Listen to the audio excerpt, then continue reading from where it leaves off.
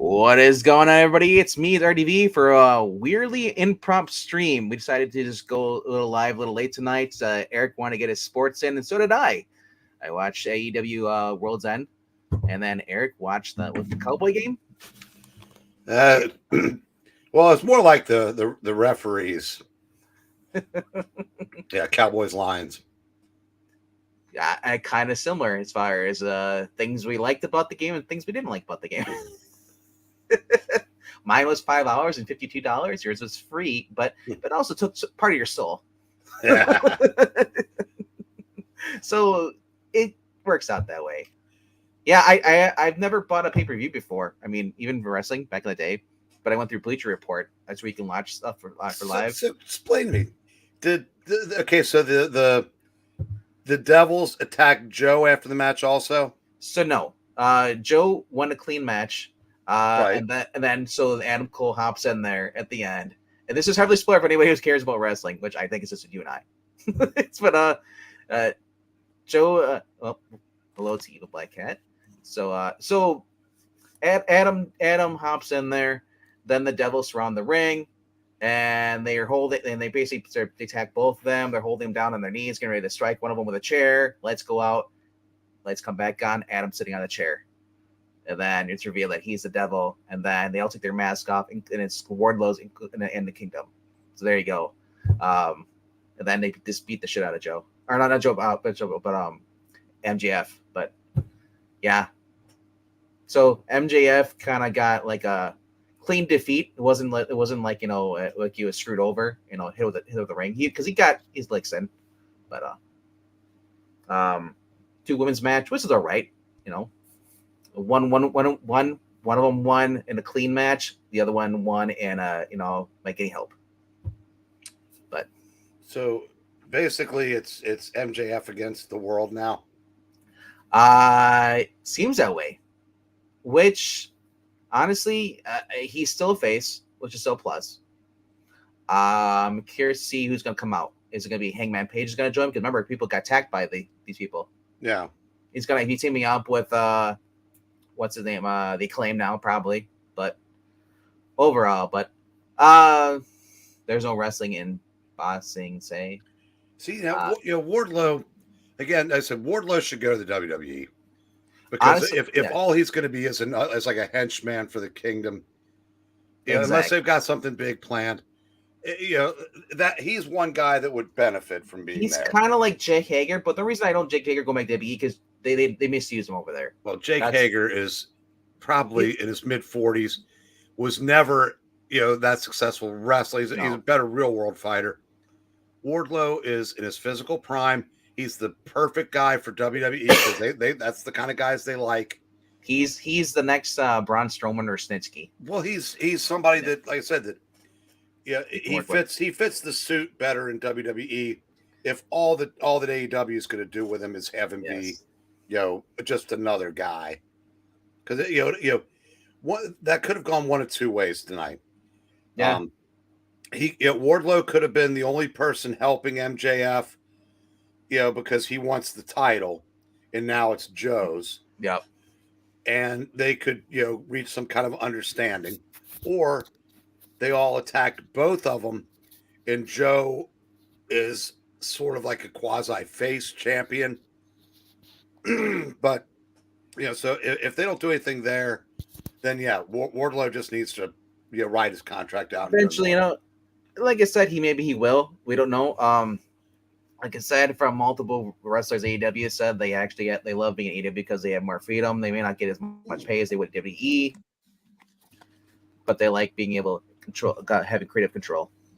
So no, but again, if you're not doing anything other than, because I said, sure, he has huge potential, and I think they've already squandered it once. And I think he had some problems real world that took him out for a while. But I said, if they're not good, he'd have a better shot. I said, MJF, that'd be a terrible move, but Wardlow probably makes sense. Yeah, and I wouldn't really care if Wardlow went to WWE because he really hasn't been used. He hasn't been utilized that much. That's my point. Yeah. So So yeah, I mean, the great thing about this is that both companies are going to be there. So if he decides he doesn't like WWE, he can always come back to AEW. I don't care. Like, I'm not going to call someone a traitor because they left. Yeah. The only person we don't want back is Cody. Cody can stay over there. Especially if CM Punk ends up being the one to dethrone Roman Reigns, and then like Cody's like, well, screw this, I'm coming to AEW. No, you made your choice, stay over there, because Cody will never be the heel. He always has to be the hero, and Yeah. I don't like that. I mean, I like guys who are able to play both. So, but hello to Ethereal Dragon, hello to Rhaegar. I have not watched Iron Claw yet, and the Von. So I'm somewhat familiar with the Von Erich family. I don't remember the brother. I think he died in 1983. I read. Did you? Okay, there's David died in 82 or 83.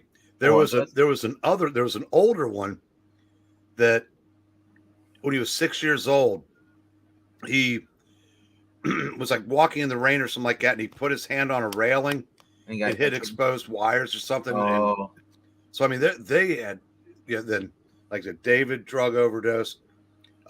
Carrie basically drug overdose. Chris drug. I mean, 4 of the 5. That's amazing. The tragedy that family went through. Yeah, that sounds horrible. But so I'm not sure what's going on with the Von the Sons though. The Von Erichs, they're still there. They were there on Dynamite this weekend, backstage. Holding Edge, or no, yeah, they're holding Edge and Christian apart. So they actually showed up there. So they're still around. I do hope they utilize them more. I hope they have go against FTR. I mean, or hope build them up. But the good thing is that there's actually 4 programs, so they can each give each people on different shows more showtime. And I really hope that with if Tony's smart, the ones that aren't really the ones that are still green. Put them on. Don't put them on Dynamite. Put them on Ring of Honor. Let them build up over there, and then once they get then slowly move them. And then for the people who are on like Dynamite that aren't doing so well, kind of push them back to Ring of Honor. Rotate. But we'll find out. But like I said, whether you love AEW or hate AEW, the fact there is a WWE, there is the TNA still around till Impact. There's MLW now. There's so many different independent wrestlings that you can watch through stuff like Fight TV and stuff.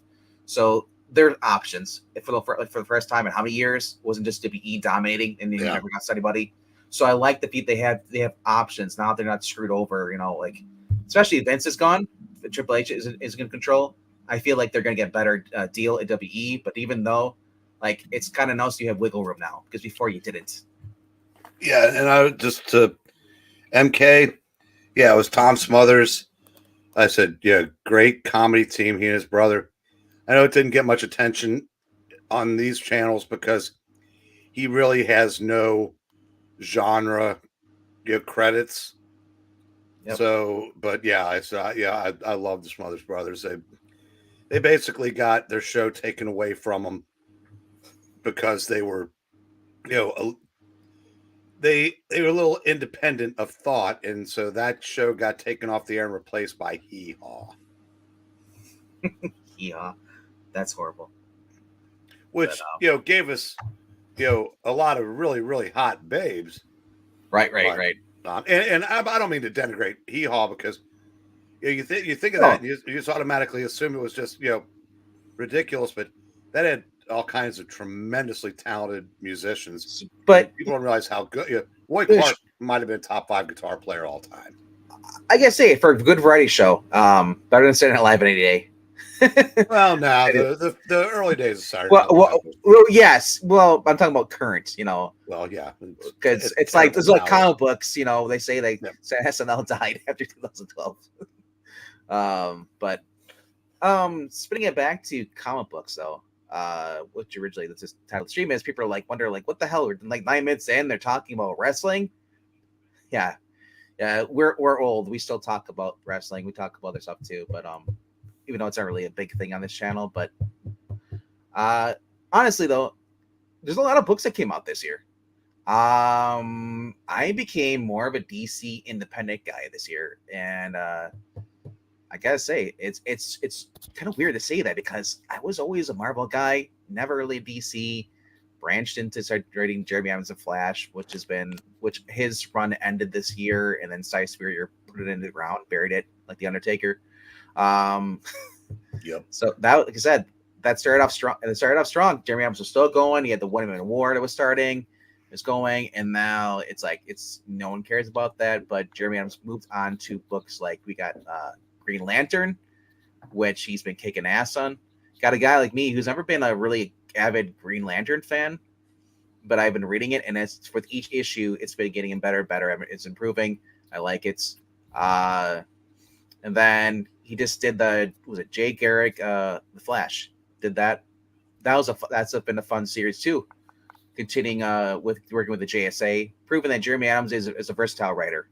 Pretty much can take any character and just make it enjoyable, which is really hard for anybody that's working in the comic book industry to say about them, because a lot of them are just one-trick ponies.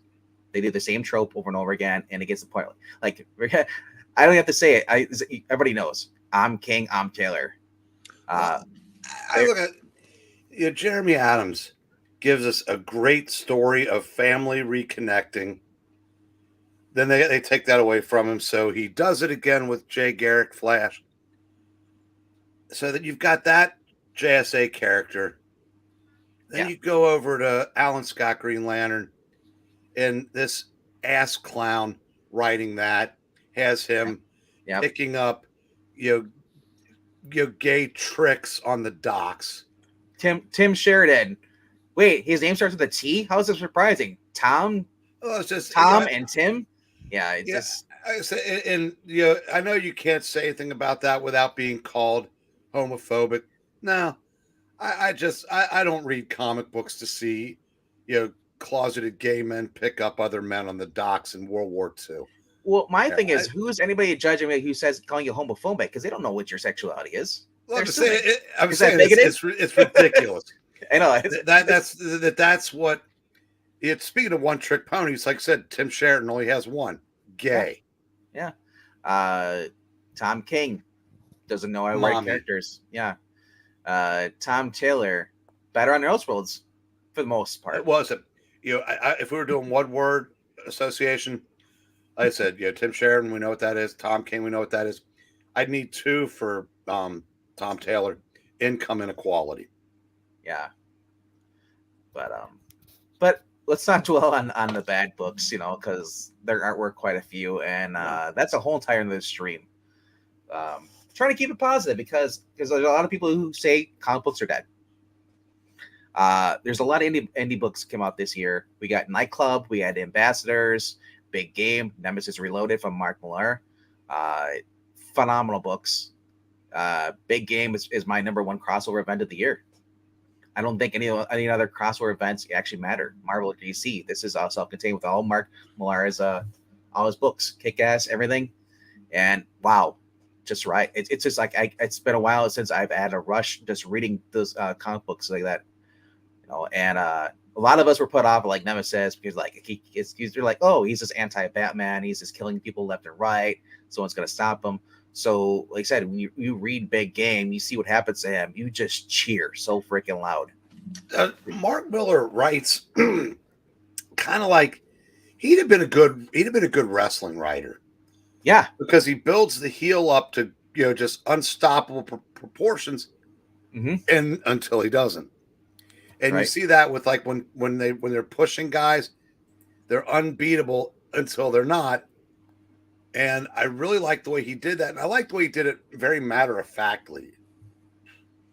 Yeah. Like I said, it's just been fun. And then he's getting like Travis Charest and who was the other some other he's got was it Gary Frank did a couple issues too of a Big Game or was or the Ambassadors? Ambassadors he had multiple artists coming. Frank Wiley, I think it was, came on. Yeah, Frank Wiley. Yeah. Frank Wiley, Travis Charest, Mateo Scalera, and Pepe Larraz. Yep, Pepe Larraz, who I don't care what he says. He looks like Gary from Nerdrotic. Channel. Seriously?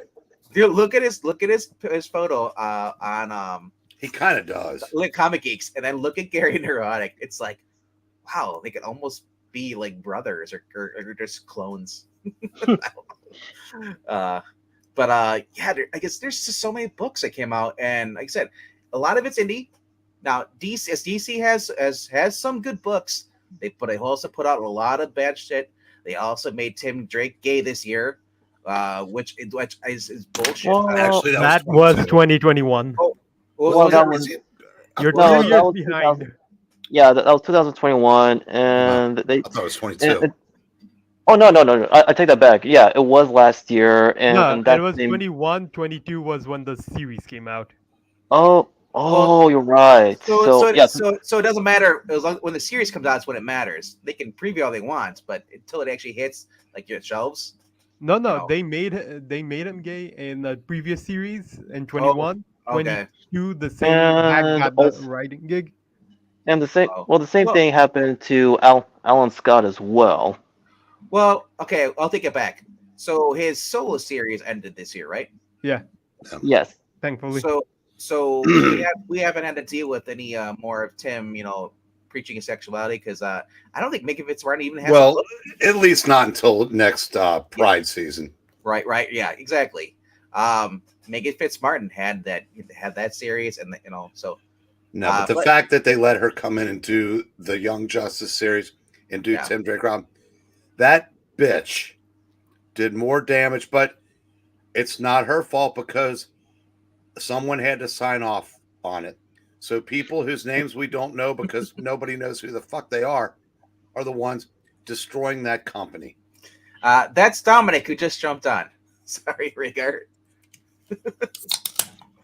But all the bad that DC's done for me, it's kind of been pushed towards the back of my mind with some of the good stuff they've been doing. He said we had Jeff Johns came out with the Justice Society of America. He's been doing that. Brought that back this year. Stargirl and the Lost Children, and it's just been setting up. Now the only problem is that Jeff Johns is gone at the end of this year. He's done. After his book, or at least only books that are coming out left are based on the Justice Society. He's finishing up, and once those are, he's gone from DC. He's got his own thing, which is really cool because he's doing his own. He's doing the Unknown Verse over at. It was I guess it's Mad Image. Ghost. Yeah, but it's Mad Ghost Productions. Yeah. And it's through Image, but Which is fine, but Yeah. are you ever? I like Geiger, I like Junkyard Joe, and I like these characters that he comes up with. I will never like them as much as Green Lantern, as the JSA, or pick a Marvel superhero. And that's unfortunate that if we want to read these people that did such great work on the stuff we do love, that they're going to be characters that aren't. It's just, that's just me because I've been reading this stuff since the mid 70s. It's probably a lot easier for younger guys 2000 to fall in love, to have an equal appreciation for I love the stuff Mark Miller's doing, but those characters are never going to replace Spider-Man. Well, Batman. and this is the way I look at it. I don't care really much. As far as my versions of DC was ended in New 52. So anything comes out of it, it may be great, but it's not gonna be the same as far as like Superman. Even though I love Joshua Williamson's series that came out this year, it's not gonna be as good as Jerry Ordway, John Byrne, and all those guys who were writing back in the day during the 90s. But it is getting there. It's getting there somewhat where I can actually stomach it, and I'm not really using stomach it. Is where I take it back. That's kind of a knock on the book because right now currently Joshua Williamson Superman run has been great. I've been enjoying it a lot, and I'm getting that. I said there's a lot of the books there now that also it's hard to love them because they are not doing the characters justice. Yeah, that's a good point. So you go back into the distant past, or hell, even it's like 20 years ago. If you didn't like a comic book, it might be because the writer was taking in a direction you may not like, but it would have been a bad comic book decision. Now it's like activism, just activist decisions that make it. There's no way you couldn't pay me to read Tim Drake. Honestly, It's not just. Oh, go I ahead. was just gonna say, as far as Super Sons go, I never really got into Super Sons. I was more of a Damian Wayne fan. Jonathan was kind of like here and there's gone in the blink of an eye.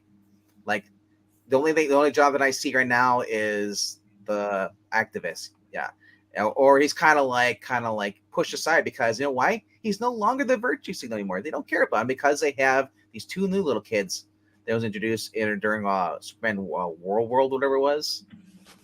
So Well, it's they're already pretty much been they've already pretty much been forgotten. But hey, yeah. Dominic, let me say one more thing, and then I'll let you go. And not that you couldn't pay me to read Tim Drake because that was a character I once really really loved.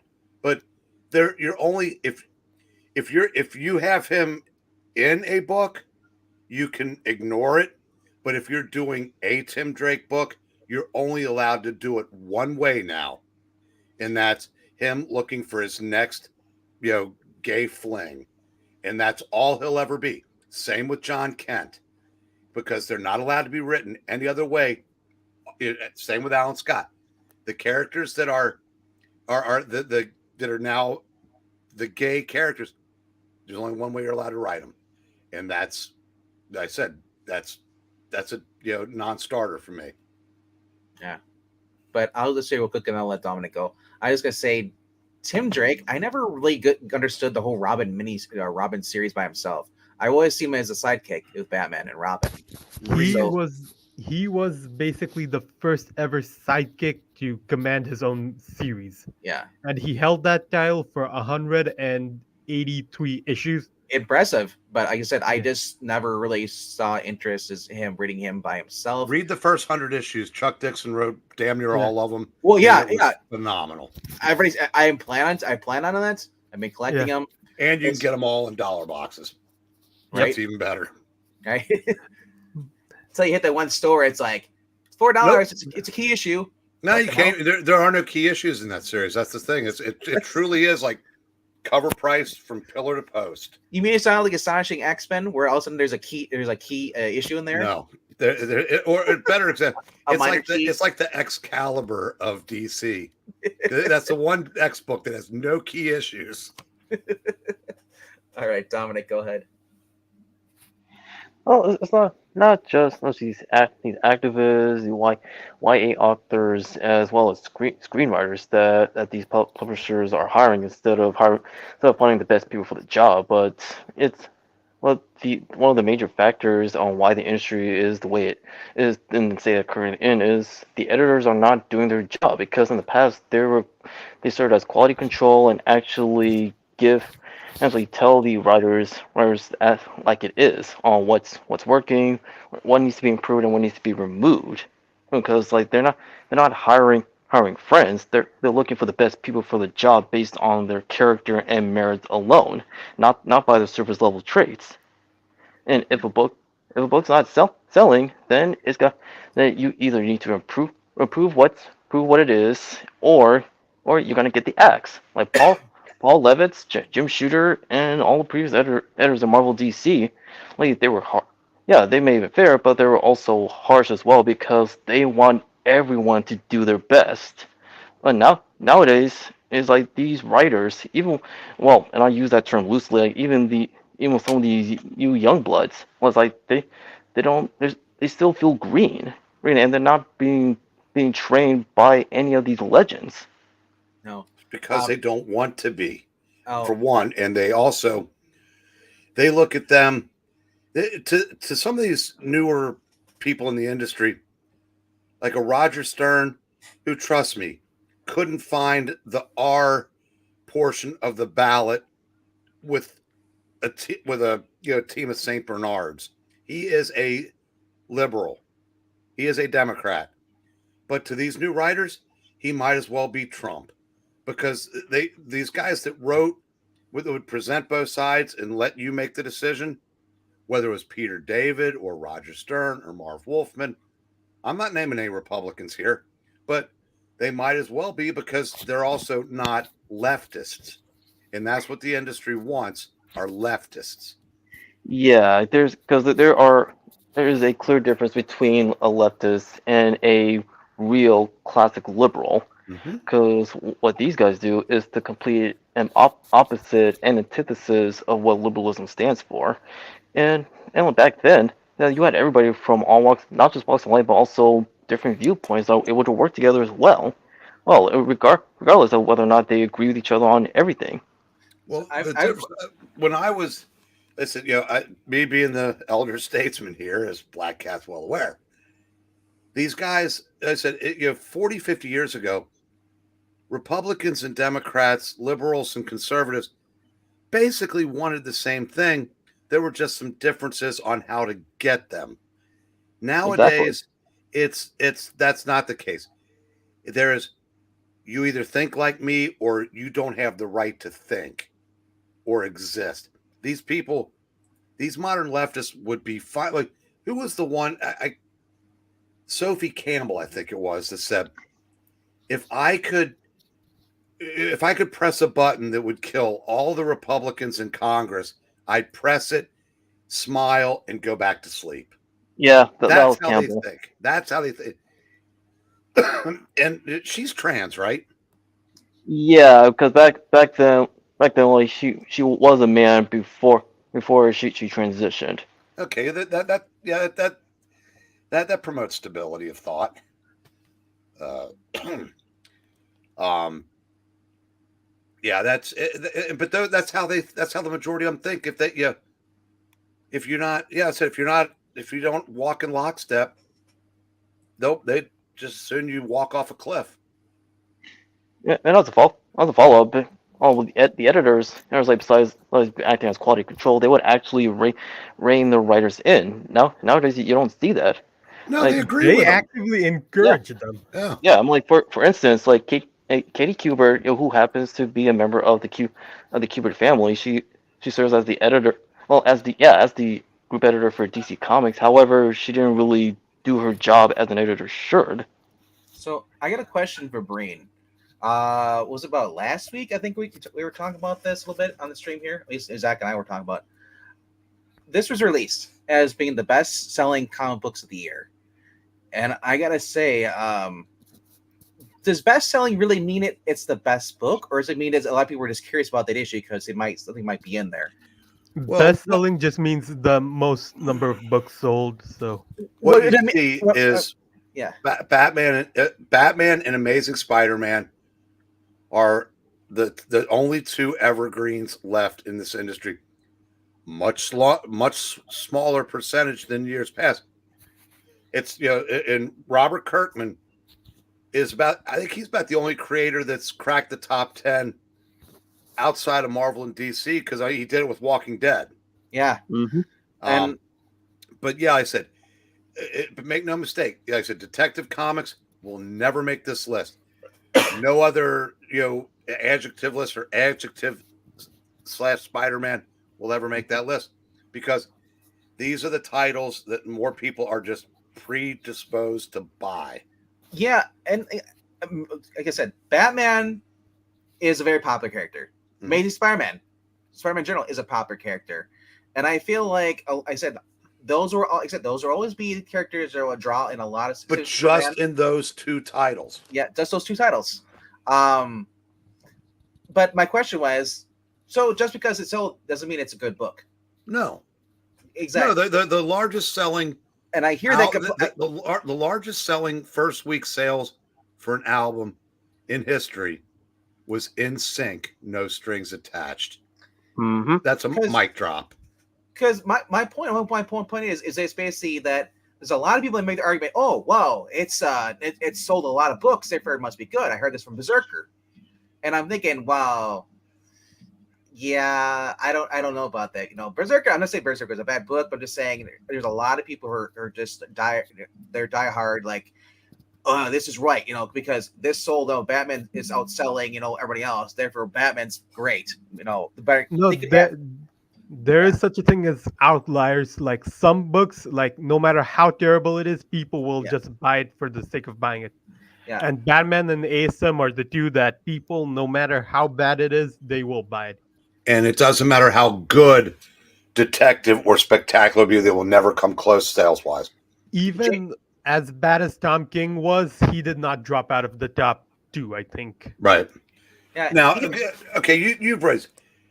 Was there any book that came out in 2023 that you could say was definitively better than the Enfield Gang Massacre? No. I'll bet you it didn't sell 15,000. No, and I would say there are some books that came out that I really did like. Transformers shocked the heck out of me. That's apparently that's not even it didn't sell as much. Well, but it would have had. I mean, but it's up there. I mean, I promise you, it's selling better than it was when Mags was making Transformers. We even got the return of G.I. Joe. Yeah, Mhm. and those will do well, and they'll be consistent sellers. But even successes now, what do you think that, Kat? If you had to guess, what do you think that those books are selling? Around the 15 to 10,000s. How much? 15 to 10,000s. You don't think it's selling more than that? It's indies. I don't think so. Yeah, but Image isn't really that. I mean, it's technically it's an indie, but like I said, I bet they're selling more than that. And it sucks because I wouldn't be surprised if it was like the issue once were in the 30s, but like it will sell down to 20 to 15 to 10, somewhere around that region. And I won't lie, when I first got into comic books, I snubbed at these. I really hated. I didn't get these are kind of boring, whatever. Now that I go back, I'm going back and reading older indie books that came out, their Image, Dark Horse and stuff. I was like, holy crap, why did I sleep on these? When I first started comic books, I didn't get into comic books about 2002, 2003 when I was just getting out of high school, and I actually had a job and paying I could actually afford these. I was getting Thor. Yeah, that was me in 2015. So I was buying Siege. I was getting a Spider-Man. I was getting Avengers. I was getting X-Men. I was getting all those, and I was never really getting DC because DC was just kind of like, okay, it's there. I watch the cartoons, but I was kind of also budgeting a lot back then. The difference between you and me is in my early days is like, I don't want this Charlton and Gold Key shit. Wait.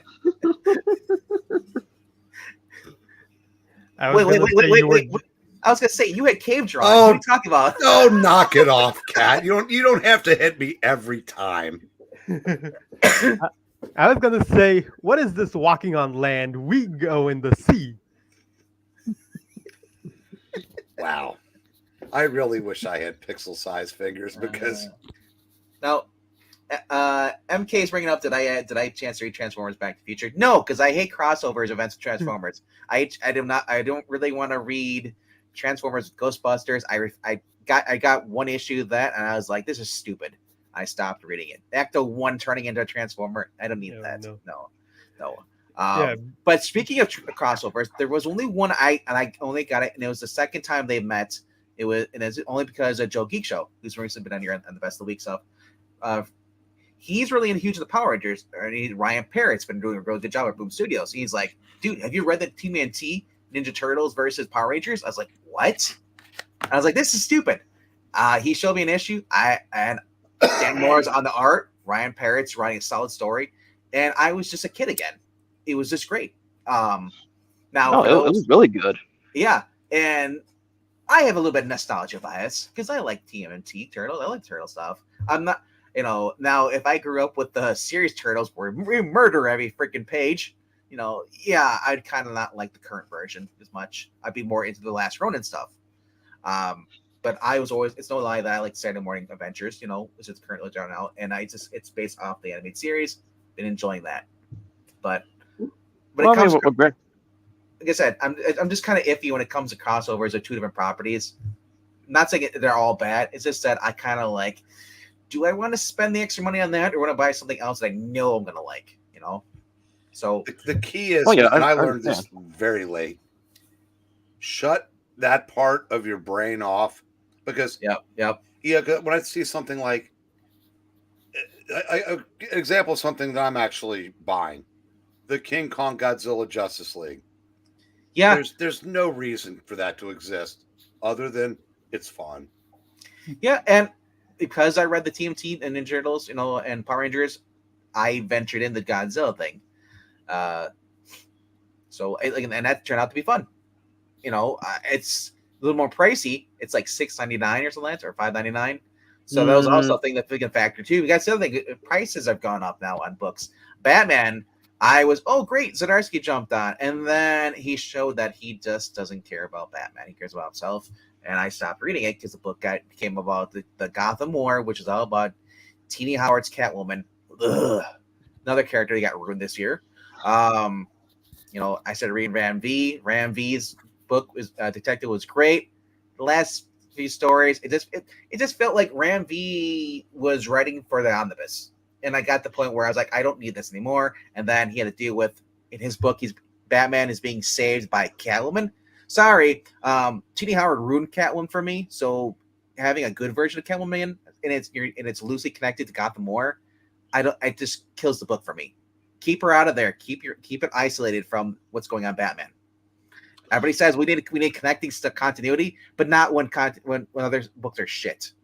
You keep you put it's like you for those of us who have OCD about eating our food, you don't want the nasty food to touch the good food. Okay. You kind of want but you have to consider that is the only glimpse of hope that actual Catwoman fans on Twitter have. Like they are like, thank you, MV.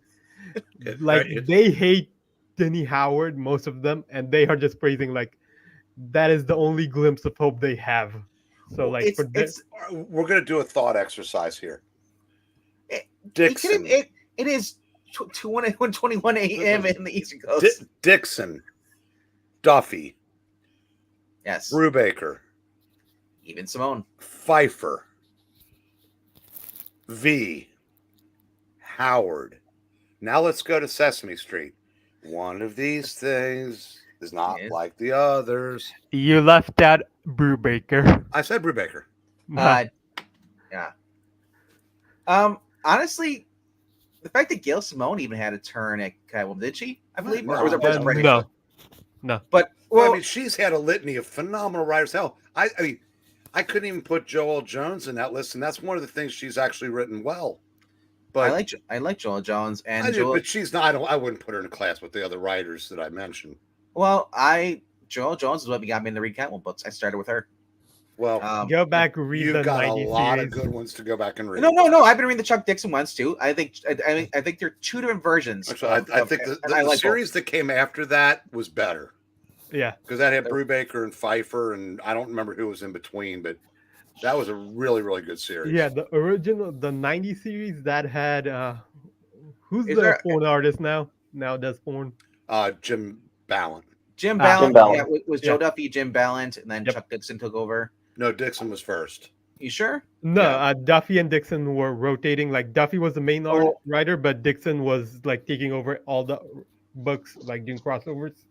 Okay, so was Duffy on at the first couple issues? Yeah, I'm not sure who was on the first couple of issues, but it's like Batman early, right after Crisis, after Miller left. It was Jim Starlin, it was Byrne, and it was the guy that reintroduced Jason Todd, whose name it was Joseph Duffy, because as we all know, women did not work in comics until 2016. Yeah, Josephine. It's 2023. But like my point still stands. I started reading a lot of indie books, and there's still some good DC books out there. Believe me, there's a lot of shit to wade through. And speaking of shit, Mark Waid, horrible person, good writer, world's finest, has been great. I'm just waiting for that to shit the bed, because eventually he shows that he's, that he is not Well, I don't think you'll see. I said I won't buy another book here. I'll never buy another book he writes, but I don't think he'll shit the bed, because he's insane, but he's smart enough to know he can't take his ball and go to the indie circuit like other creators. No. Because no one will touch him. And if he's not doing a good job on established characters, he has no career at this point. So he's got to keep doing this. Greg Rucka last year was he went and did the Lazarus, and that's the only thing he's done good outside of DC or Marvel. Yeah. And then that book never has been finished yet. Still hasn't been finished. Yeah. Yeah, he's not. Yeah, I mean, yeah, his book is not only finished, but outside of Lazarus, he's a rather hit or miss writer. He's been missed since the early, not early, like since Like early 2000s, I'd say. no, mid 2010s. Mid 2000s. He's never been the same since Trump won. Yeah, it really broke him. It's sad because he lost his touch like 2-3 years before he lost his touch around 13 or something like that. What was he doing at that time? I don't even know. No, Renee Gay, isn't that? No, that was much earlier. That was that was a good Gotham Central that he co-wrote with Brubaker was a very good series. Mm-hmm. Yeah. So like I haven't read it, but I've heard good things about his and J.H. Williams' Batwoman. Like when they were establishing in the New 52, he did some indie stuff that basically it had their fans, but after that he just went downhill. Mm-hmm. MK, I can answer that. I don't. You talking about the Tom King? He's asking a Nightmare Street or whatever the book it was. I don't think Breen's written that. I think he dropped Danger Street. It just it wasn't bad. It just I didn't see it going anywhere. You'll still liked it all the way through, but Yule and I don't agree on a whole lot of new comics anyway. But yeah. But I do respect his opinion. So maybe there was something to it that I just wasn't getting. And that's the thing too, is like, you being an older reader, I can understand that you're like, you really love your Marvel and your DC characters more than these indie characters, where I'm in the younger generation. Well, I'm mid-generation because the two below are younger than I am. I like Junkyard Joe. But I mean, I like Kick-Ass. I think Nightclub really has a chance to become a really, really great if they continue with that series. But I can see it continue as a series. Although, I mean, for myself, like I grew up on all three, Marvel, DC, and Independence, because my first comic book was not a X-Men, Batman, Avengers, or anything. It was like actually the Archie comics. Well, my point was going to be though, but as far as Marvel and DC, I'll always love Spider-Man. Spider-Man's my favorite character. It just sucks, that I can't read him now because he's just written so out of character, and it's offensive to me. Same with Batman and now Flash. Anytime I read, if it's Flash, it has to be Jeremy Adams, or I'm not going to read it because I don't want to see the character written with a self-insert and it's just ruined. But if somebody says that, hey, I will drop a character in any book. If somebody says that Jeremy Adams is going back to the main Flash book, like yeah, I'll abandon that book because I want to read those characters. They were entertaining to me. That's what I grew up with. But that like I said, right now, I'm finding new characters. Like I'm going back and reading the Rocketeer stuff.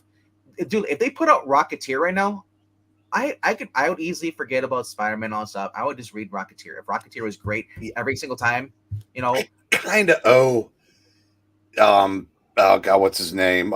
Dave Stevens? No, the guy's the Stephen Mooney. Yeah, Stephen Mooney. Apparently, that's kind of how Rocketeer series go, that he kind of does have to get saved. He's not completely. There's that's so that wasn't the first time that's happened, from what I understand. So you're saying he's kind of like a Mary Jane, Peter Parker situation? No, it's more like he's. I don't know, maybe like the greatest American hero, maybe. Like that. Whereas I said, he's not. He tries to do the right thing, but he might need some help along the way. He's not the classic. I'm going to be the one to save the damsel in distress. That maybe he has to be saved on occasion as well. So, and the way I look at her, Betty becoming more and more competent with using a gun stuff, it's kind of how Mary Jane, after the whole Venom thing scared her, she learned that, hey, Peter might be there all the time. She's at least took up learning how to shoot to defend herself, which is realistic to me. But I was going to say before that you were talking about like the classic characters like Fantastic Four. I like to give Zach crap, he thinks Jonathan Hickman has the best run. He does not. No, I mean, but I said when I started reading Fantastic Four, it was so long ago that Roy Thomas was the writer. I've read every issue that Stan and Jack wrote. I read every issue that Jerry Conway wrote after that. Every issue Roy Thomas wrote. Marv Wolfman, John Byrne, et cetera, et cetera. As good as Jonathan Hickman's run was, and it was good. It can hang with a couple of those writers. And yes, I didn't mention Mark Waid because I don't think his Fantastic Four was all that great. But Ryan North is not fit to sit on that bench. No, he doesn't. So now, I'll say like the one Fantastic Four run that not a lot of people talk about are Chris Claremont's and Dwayne McDuffie's. Claremont, yeah, because Claremont's in that forgotten era after Heroes Return, and you're right. I don't put him in that class, but it was very good. And Dwayne McDuffie, he wasn't on there long enough. So speaking of Claremont, it was good. Marvel surprised me this year, and I actually started getting some Marvel books. But guess what they were? Throwback books with writers. Claremont and Salvador Roca doing a story and continuing in the same universe of the Extreme X-Men, which they did early 2000s. Was fun all the way through. I think Salvador Roca even got better as an artist. Holy crap! Yeah. Why is right? This guy should be drawing somewhere, Hey, Mark, if you need somebody, ask Salvador LaRocca for, he'll help you out. Yeah. I was honestly surprised to see LaRocca after such a long time because he hasn't been really getting a lot of work as he used to. Well, when I saw him again in that throwback issue of Extreme X-Men, I was impressed by how much he has improved as an artist.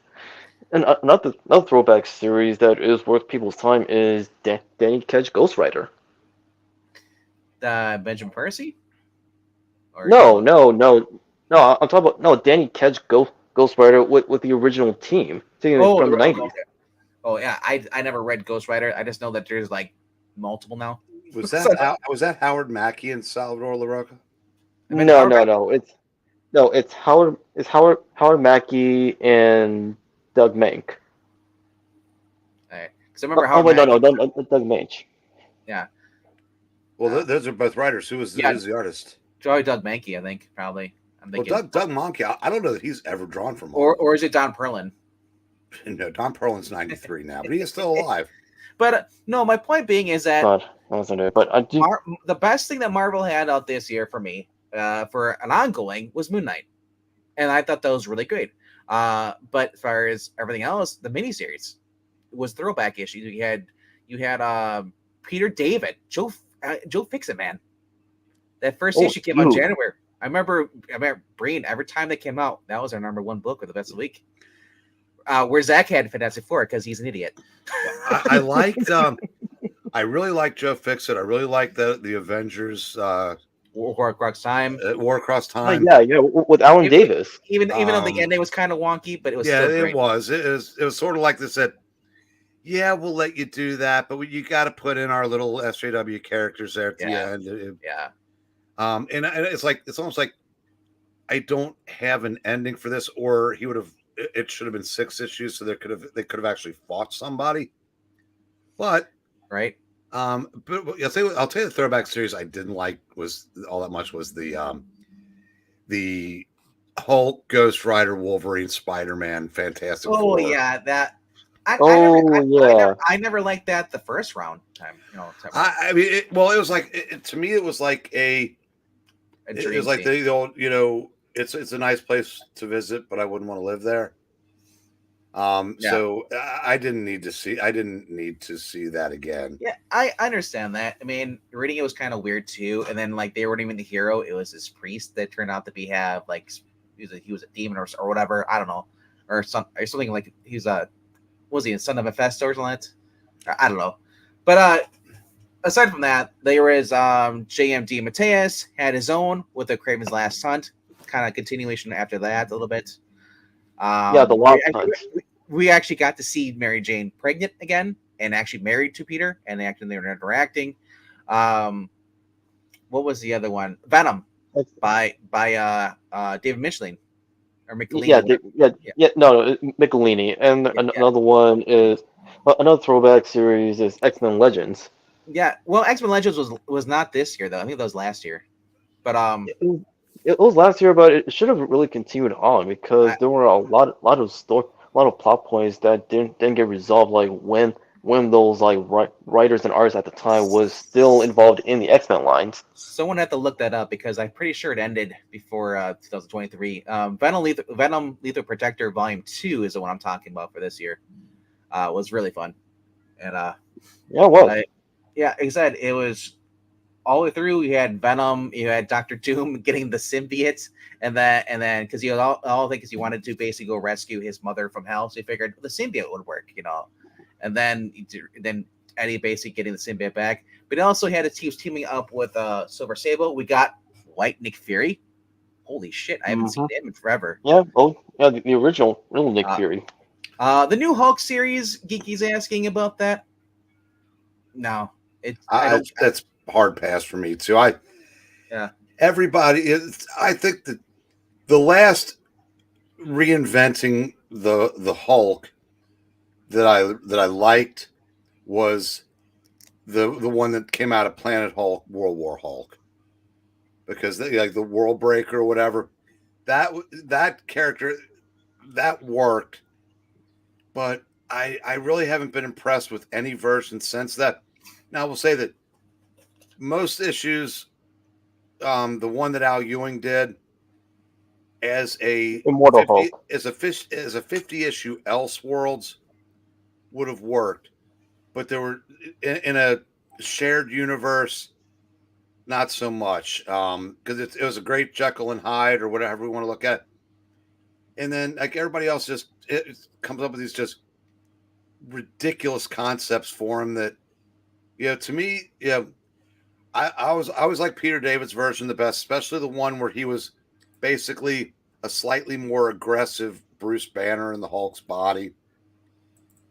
And then until editorial got heavy-handed and he kind of, which led us to the Maestro, which I know I'm in the minority. I never cared for it. But if either give me that version, hell, I'd rather have Hulk smash than the Hulk is a spaceship. Yeah, that was.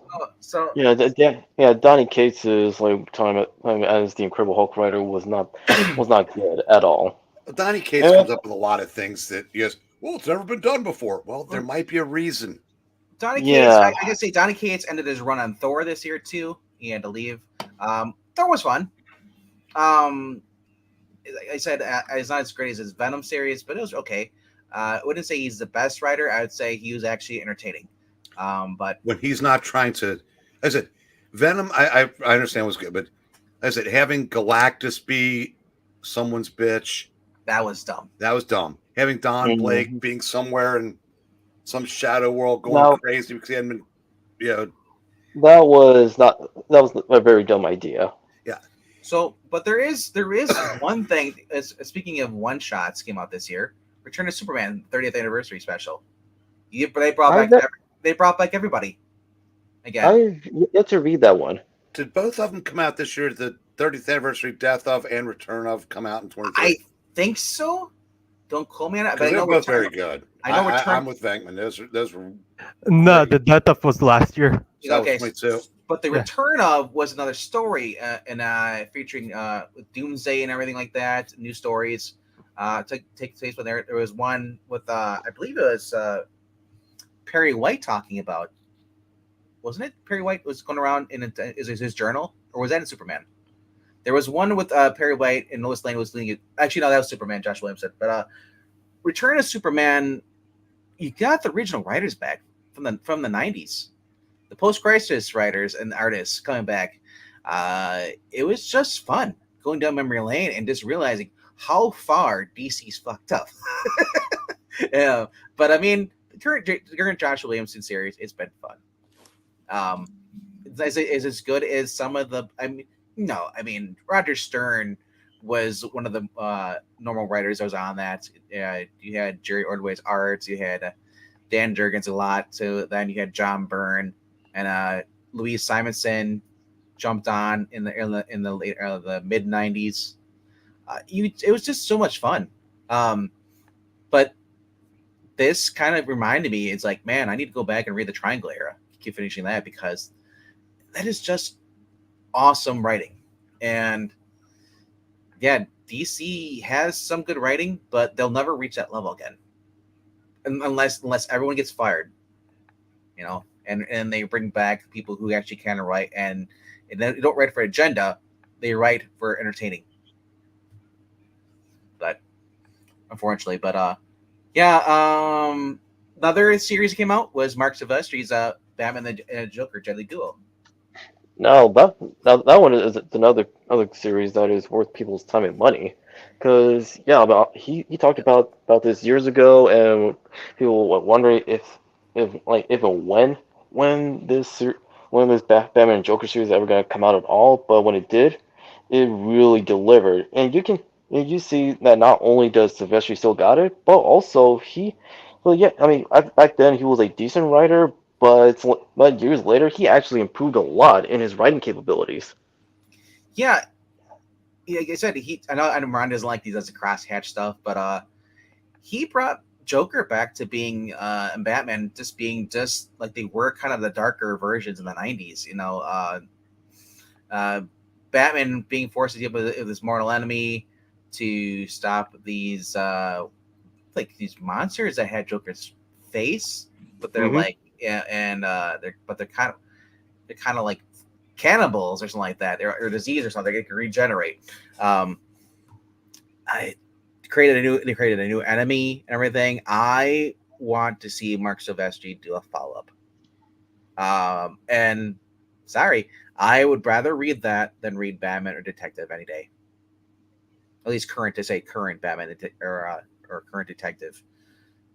Well, it's easy for a good writer to do a better Batman story than Batman or Detective, because when you don't have to color within the lines, yes, you can do some really cool shit.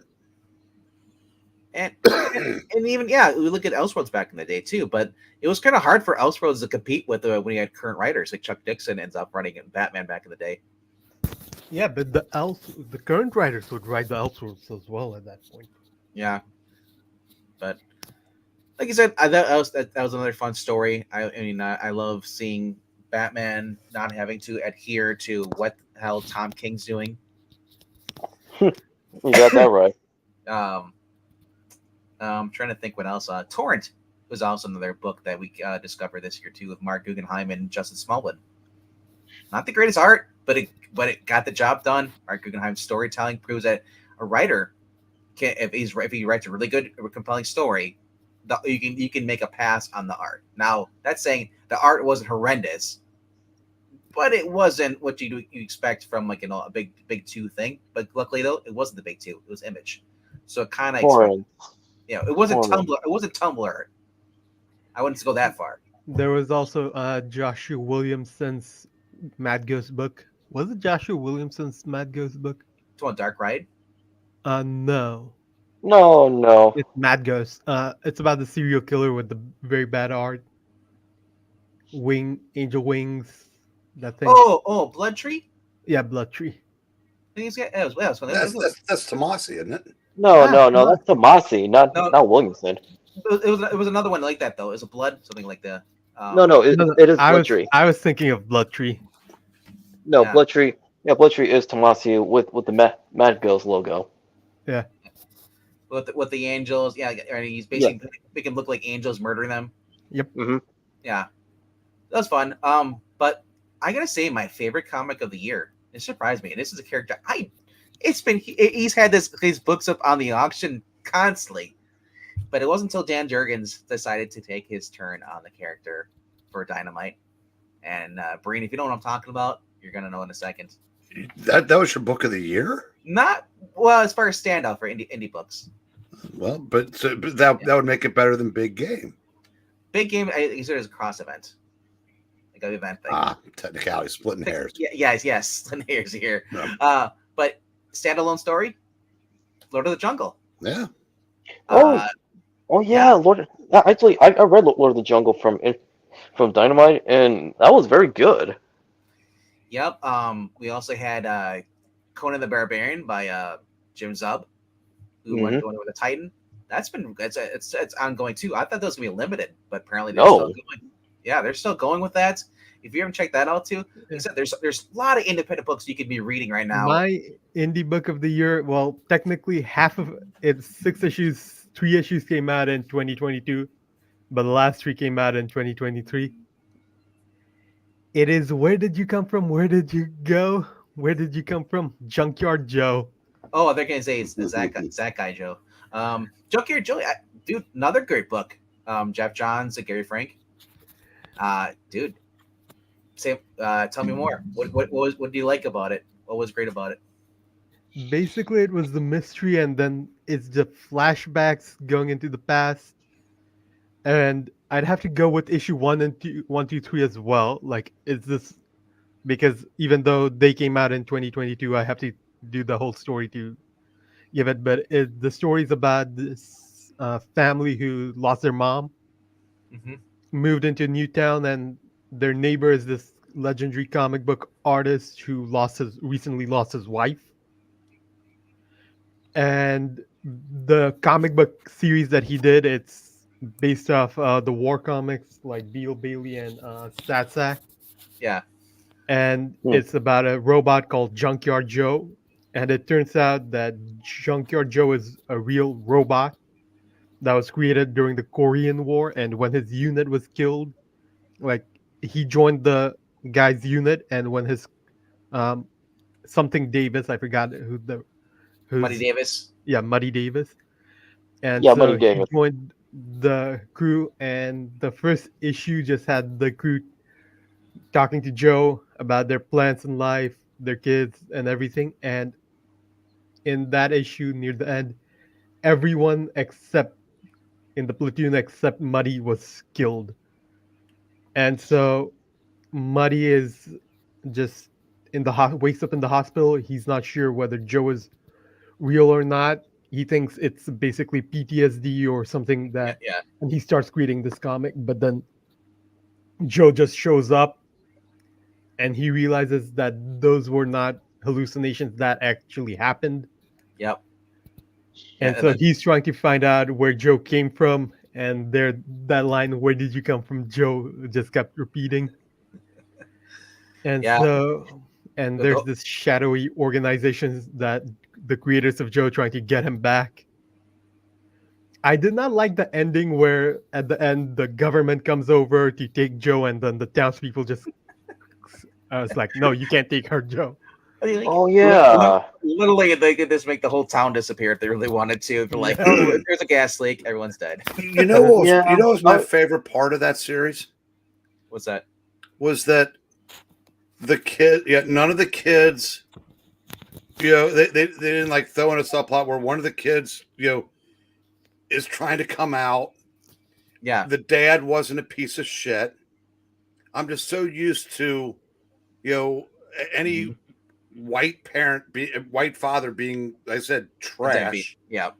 And that, you can't even have like a family without, them all being among the statistically improbable. I'm not guys sound like a fucking raging homophobe, but it was just nice to see a family that actually cared about each other.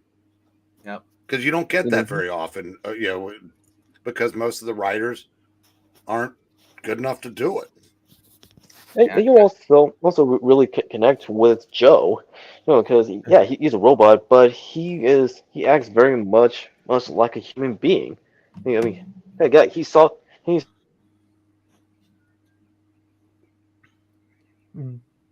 Dominic if a robot, but if a robot like shows like signs of shell shock and go have like bits like where he remembers like everything that he did during the Korean War, and you feel it. That's an example of great character writing. Vietnam War, different war. No, Yeah. well, no, you said the Korean War first. No, it was the Vietnam War. You did Yeah, say Korean. You said Korean War though, Cat. Though he said, I was like, Yeah, Ah, yeah, because God like damn it. yeah, because I remember like vividly it was it was created during the Vietnam War, not Korean War. Congratulations on your first senior moment, Kat. There'll be more to come. Hey, I've been up for. I have not slept, and it is 6:30 in the morning. You're still young. Look, yeah, you're fine. the point is like every character from Junkyard Joe to Muddy Davis and family, they were written very well, and they were not treated as caricatures, but they were written as people. Mm-hmm. Yeah. The other thing that's great about this whole thing is that Junkyard Joe is like, it was a very family friendly thing, as far as the kids, the way they had Greg their Rucka. personality. Greg Rucka. No, no, the kids It's had contagious. the kids had different personalities. Like they thought. They the young kid was like kind of like got on the nerves of the older one. The middle child was kind of like, she was kind of like, it's kind of like you watched what is Modern Family? You know, Mhm. the older sister is kind of like, kind of bubbly, kind of like a Barbie-ish, kind of like all about her looks and stuff. She like, they moved from California, and now they're like in this small town, and she's kind of upset because the other one is she's an artist, but she misses her mom. And the young boy is just kind of like, he's kind of happy, you kind of there. So they all get on each other's nerves, but when they meet Joe, all of it kind of goes away. And I love how the two middle the children are like, yeah, we're gonna brace this. The older one's like, are you crazy? It's a robot, and she gets dragged along with it. It's kind of like every '80s movie you saw where the kids go on an adventure. So I love that they kind of had that capture the personality pretty well.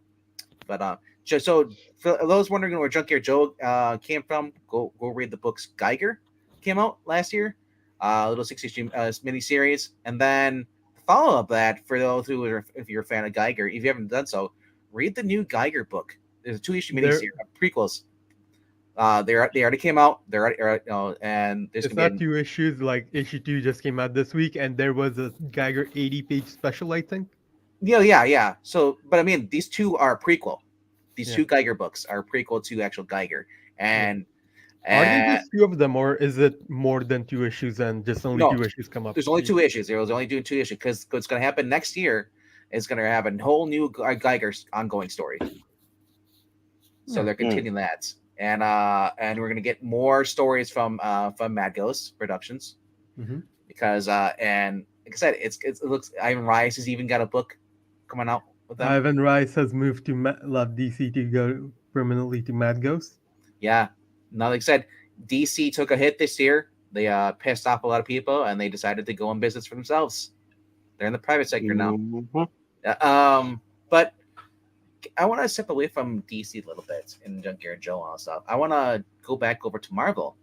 Benjamin Percy put out a crossover event that Jade Lucian brought up to me, and it's Predator versus Wolverine. Never would have thought I would read that. That went for at least about 6 issues, and it was just fun. It wasn't just like, it felt like normal Wolverine. It didn't feel like, in the 90s where like Wolverine's everywhere. This just felt like a Wolverine story, self-contained versus Predator, and and both characters were written in character.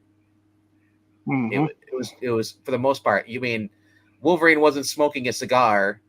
You didn't see that stuff, but it was just great how his counters throughout his life, his journey, he did that, and they didn't retcon anything, which is great. They did not retcon anything, and a lot of people seem to think like whenever they do crossover events, or at least it means the throwback books we talked about before. We talked about the Avengers of War Across Time, or any of the stuff Peter David's Joe Fixit. People are like, oh, they're retconning history. No, if anything, they're going back to the history that was retconned already, and going back to the better ones, the better versions, and adding to it. But Predator versus Wolverine is a book, another one I never would have thought it would pick up. But Joe made to get it, and I was like, oh, it's kind of pricey. It's got more pages, and I'm a fan of Predator, the first movie, only the one with Arnold Schwarzenegger, and that's the kind of Predator we got. And Wolverine was kind of like the way he acted. towards the end of the book was kind of like Arnold Schwarzenegger, how he took him out. Dutch. I loved it. Like I said, and then I think it was last year or this year. I think it was probably last year. We had a Wolverine miniseries with Larry Hama. That might have been last year. But there are a few books out there, like I said, here and there. It sucks that you have to look for them. We really have to look for them, but they are there. You can find a lot of good indie books, though. That's the good thing about that. And there's even more good indie books coming out, especially with Mark Millar going over to Dark Horse. You're going to see a lot more of his books coming out, plus some really cool hardcover bound, trades and stuff. So that's always a plus. So I'm curious if Mark Millar hadn't taken his universe over to Dark Horse, if you'd had, like I said, Mad Ghost, the whatever it is that Kirkman's calling the Energon, and the Energon universe.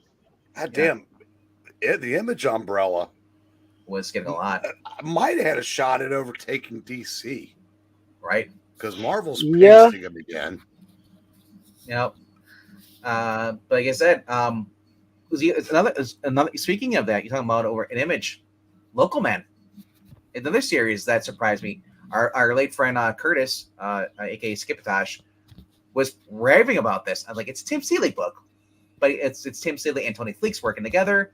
It's a flip book, so you get 2 stories, and it's just like I'd say homage, I guess you'd say, or homage, or homage, whatever you want to call it. Homage. I know. I've heard it 4 ways. The point is, Local Man is an homage to like the classic Image comics. Thank you. I was just about to say that. Yeah, it's been a fun series. And literally, in the sense where we talked about Rocketeer as being saved by a woman sometimes. This guy, Crossjack, is basically the better version of Matt Fraction's Hawkman series. Or Hawkeye. Sorry, Hawkeye series. Not Hawkeye. Ugh. No. Yeah.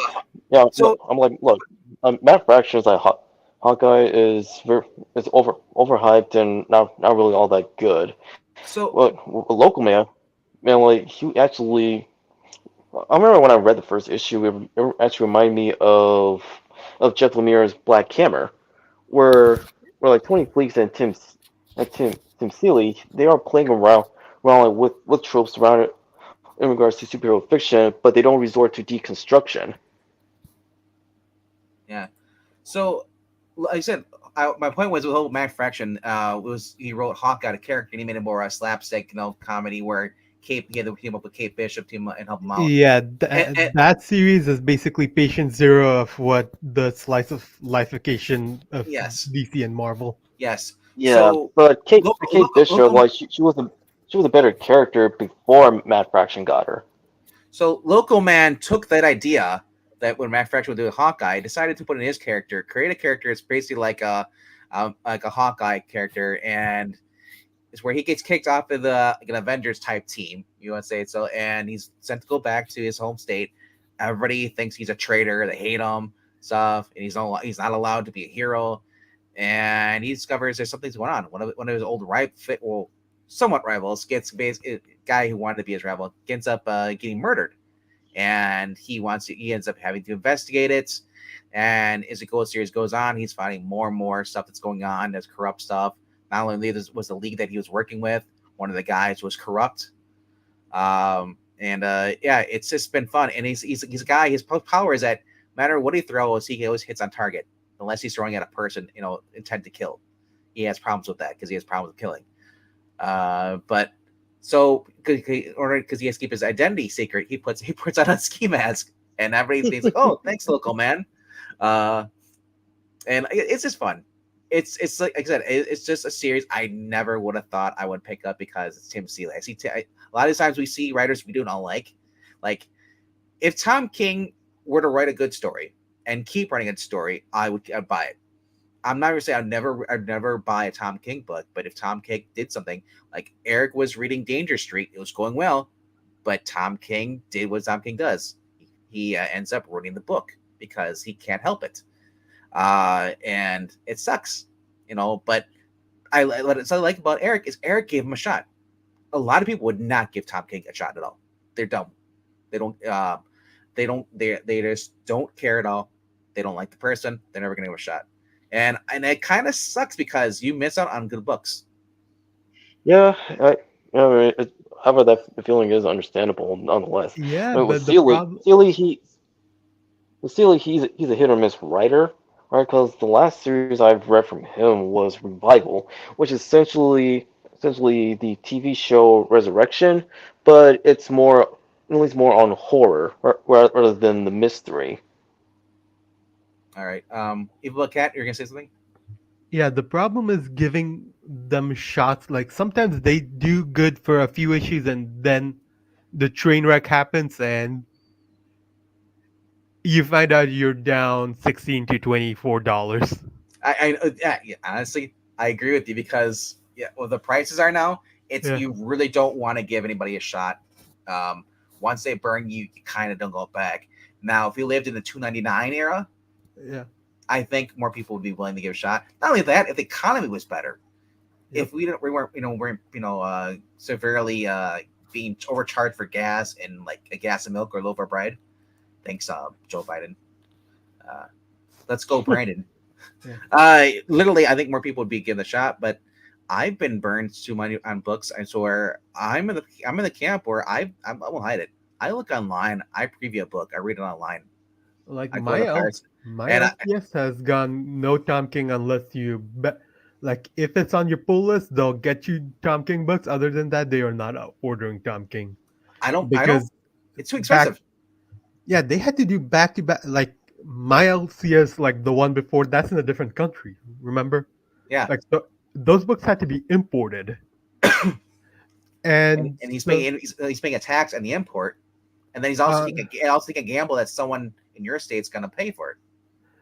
Yeah, and the thing was, he was a good seller, but after the Matrimony fiasco and then Heroes in Crisis, like they had to give refunds, and one of our policies was not refunds. Mm-hmm. But because DC made that thing refundable, he had to do the refunds as well. So like importing them, he didn't have to pay that much, but sending them back for the refunds, that he had to take a huge hit on. Yeah. Rigger, I was talking about grocery shopping, yes, as far as the price of milk and price of bread, yes. What used to be $100 now it costs you $200, $300 at the store for a full cart of groceries. It's ridiculous. I shop at Kroger.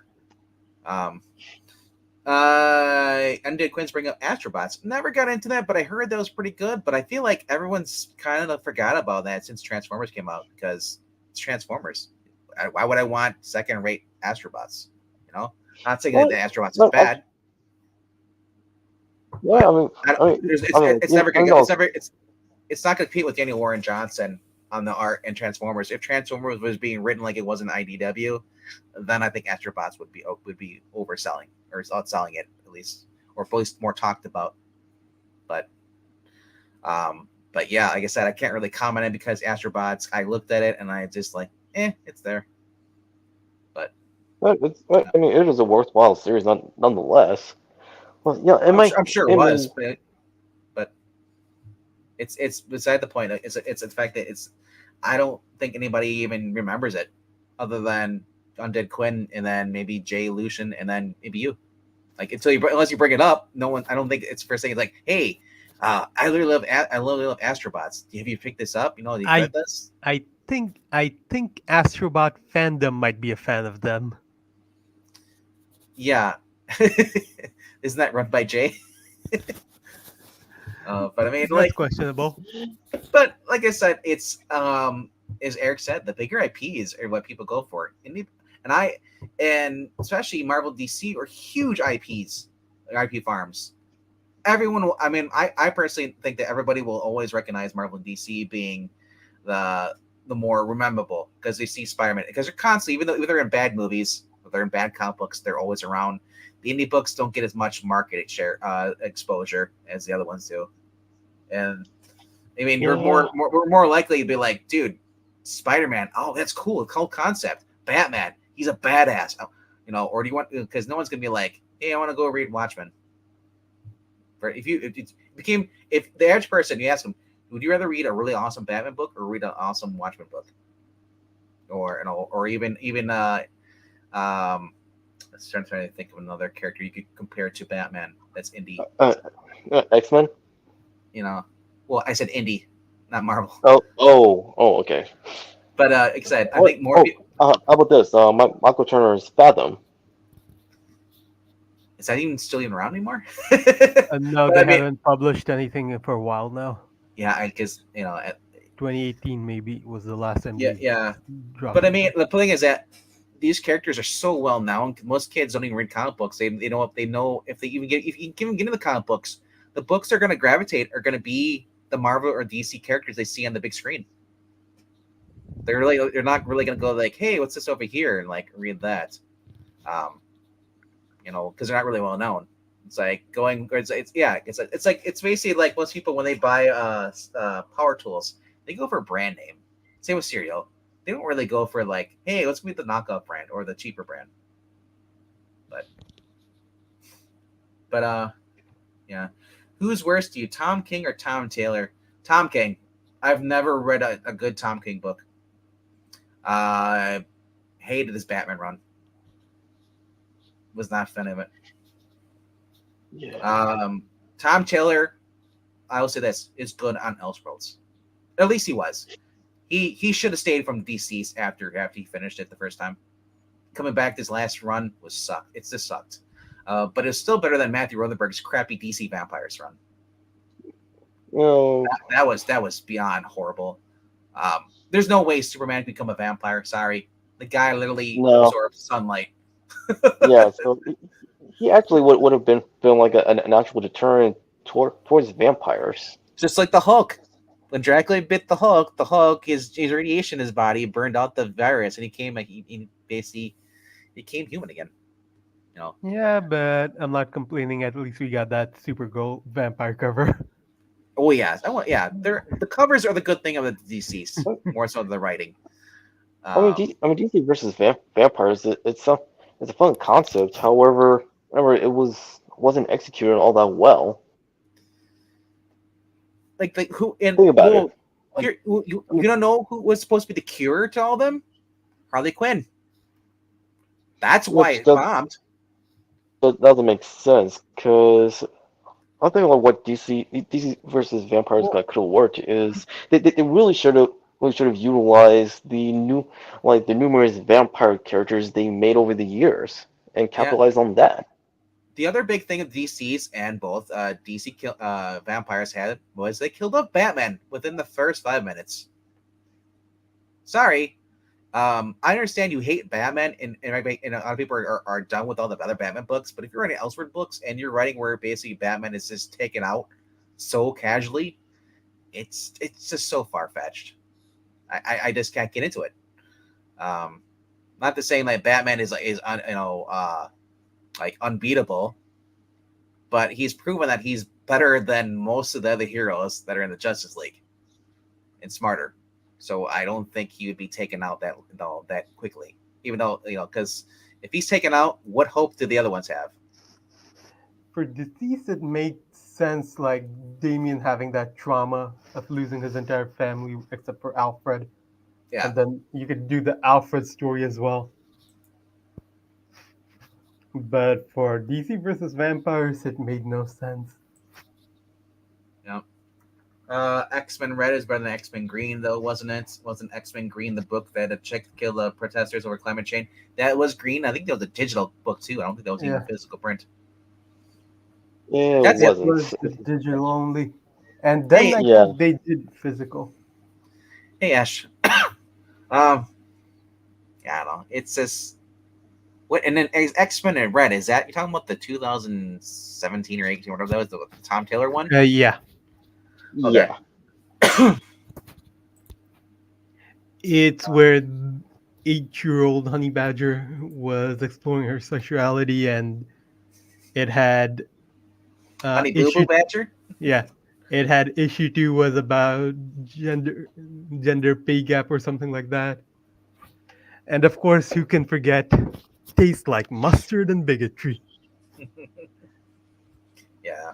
That's, look, the entire thing was stupid. And it was during a really bad time for the X-Men. Yeah, I don't know. To me, the X Men hasn't been great since the '90s. Aside from that small portion of where Hickman was doing House of X, Powers of 10, the entire 2000s has been a bad time for the X-Men. Extreme X Men is probably the peak that the X Men's been after the '90s, and then after that, even though that was Elseworlds, I but I concur, but I'll also say I'll say Astonishing X-Men was when the X-Men was still good because essentially it was undoing during what Grant Morrison's X-Men run has done with the done to the characters, because while it may well like back then like people like liked it maybe because it was like felt fresh and brand new. However, as the years went by and with hindsight being 2020, realize that his particular X-Men run has not aged well at all. More people liked Grant Morrison's run because they felt like they're supposed to. Also, unfortunately, most people who are now in positions of power at Marvel grew up reading that run, and like that's what they're trying to aim for. Yep. yeah, like I And there's said, I jumped in X Men into. I started reading the 2003 around there. So, but I went back into the '90s, read the Jim Lee stuff, and then I've been recently going back and reading through the '80s. And then on this channel, we started with number one. We read a good handful of those original issues by Stan Lee, and Bobby's been gay this whole entire time. They're right. Uh, no, but like I said, like, it's what they've done in the X Men. They turned X Men into villains. Why and who should be running is Castellucci, because it's the same thing. When you make the villains out to be the heroes, maybe you are the villain who's writing it. even even though no like in the early stages of from I mean afterwards of House of X and Powers of 10, and it's obvious obviously you can tell it with the characters like in universe and from the readers like outside of the Marvel universe is that this new life that the X-Men the wider Marvel universe is in is not like the best it's not the best outcome for both humans and mutants. What was done to Moira is Oh, completely is a complete bastardization of who she is. Moira Taggart, who can basically die, come back, and just keeps trying to creating the perfect world. It's just like if she retains her memory, it turned her a mutant. There was no need for that.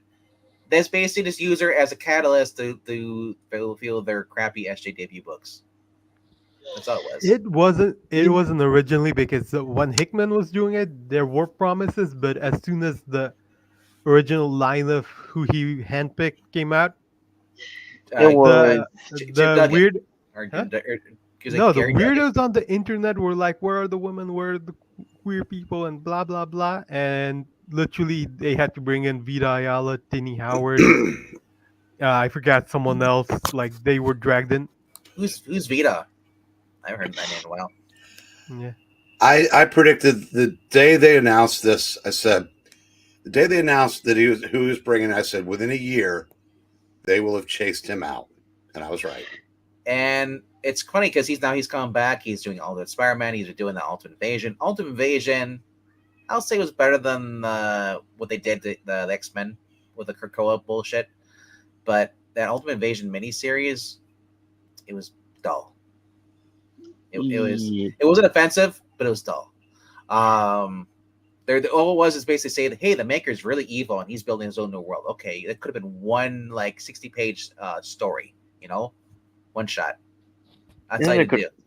and it could have been Maybe it was really supposed. a return of the Ultimate Universe, but both the 616 heroes and the characters in this new world that the Maker made, they would actually team up and undo do the alterations that he has done.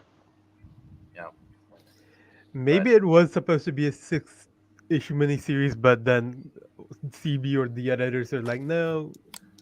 sorry, it was supposed to be a 60-page series, and the editors were like, "No, expand this out. We want a large series." That's what it felt like. Because Yeah. like like we blame the writers sometimes, but the writers actually came out and one of them said that like I had a story that was pitched as one thing, they wanted to turn it into an event or stuff like that. We know this Valerie. Is it Valerie? Is it Orcazo? Yeah. Yeah. When it's on there, she says all the time. She says like, yeah, there. Even when she was there, they were going to do stuff, but what it was is actually DC Comics. You know, when she was there, wanted them to do something else because they felt this would be better, and that's why some of these series sucked. It wasn't the writer's fault; it was actually the company editorial. Yeah, at time, and so it's no doubt that. But right nowadays, though, it's hard to tell. I mean, I think it's editorial and the actual DC Yeah, Comics. like Joshua Williamson said that he had this storyline planned out with Wally and Barry teaming up and having reminiscent about their original time as Kid Flash and Flash. Like that was supposed to happen after Flash War, but then Tom King took over Wally and did whatever he did. Yeah. So that entire storyline had to be scrapped, and that was the worst storyline where Barry and Iris were walking around and exploring the forces.